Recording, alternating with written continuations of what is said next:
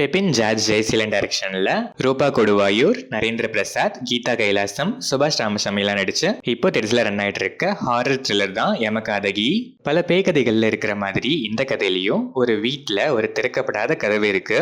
அந்த கதவை திறக்க கூடாதுன்னு பாட்டி சொன்னதை கேட்காம நம்ம ஹீரோயின் ஏதோ ஸ்மெல் வருதுன்னு அதை அடம் பிடிச்சு திறக்கிறாங்க. அடுத்த நாளே ஹீரோயின் செத்தும் போயிடுறாங்க. ஐயோ இப்படி ஆயிடுச்சேன்னு ஃபேமிலி யோசிச்சாலும் சரி ஆனது ஆயிடுச்சு, அட்லீஸ்ட் நல்லபடியா அடக்கம் பண்ணி அனுப்பி வைக்கலான்னு பார்த்தா பாடியை யாராலையும் வீட்டுல இருந்து வெளியவே கொண்டு வர முடியல. அவங்க எப்படி இறந்தாங்க, ஏன் அவங்க பாடியை யாராலையும் அசைக்கவே முடியல, அப்படி அந்த ரூம்ல என்னதான் இருக்கு, அதுக்கப்புறம் நடக்கிற சம்பவங்கள் தான் இந்த யமகாதகி. இந்த படத்தோட run time 1 hour and 53 minutes. படம் ஸ்டார்ட் ஆனது டீசெண்டா தான் ஸ்டார்ட் ஆச்சு. ஆனா போக போக சில சீன்ஸ்லாம் ரிப்பீட்டடா ஒரு மாதிரி டயரி அண்ட் லென்த்தி ஃபீல் கொடுத்துச்சு. ஷார்ட் ரன் டைம் அந்த வகையில பார்த்தா இந்த படத்தோட பெரிய பிளஸ். நிறைய சீன்ஸ் ரொம்பவே ஸ்ட்ரெச் பண்ணிருக்காங்க.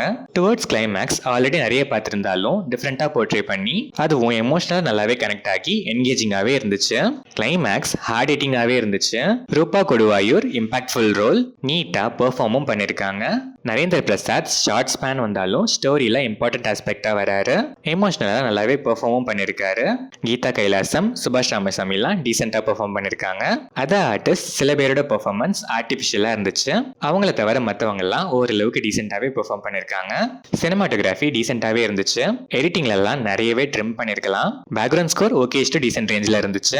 சாங்ஸ் இந்த படத்துக்கு தேவையே இல்லை. ஃபோர்ஸ்டா ஒரு டெம்ப்ளேட்க்குன்னு வைக்கணும்னு ஆட் பண்ண மாதிரி தான் இருந்துச்சு. அதுவும் ஃபிளாஷ்பேக்ல வர சாங்லாம் கம்ப்ளீட்லி அன்னெசரி தான். Making quality most of the பிளேசஸ்ல கொஞ்சம் போவரா தான் இருந்துச்சு.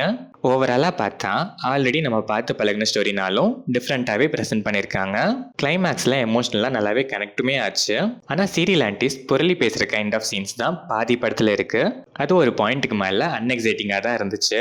இந்த மாதிரி நிறைய ரெப்பிட்டேட்டிவ் சீன்ஸை அவாய்ட் பண்ணிருக்கலாம். காமெடின்னு நினைச்சு அவங்க பிளேஸ் பண்ண ஒரு குடிகாரனோட கேரக்டர் கூட சிரிக்க வச்சதை விட இரிட்டேட் தான் பண்ணுச்சு.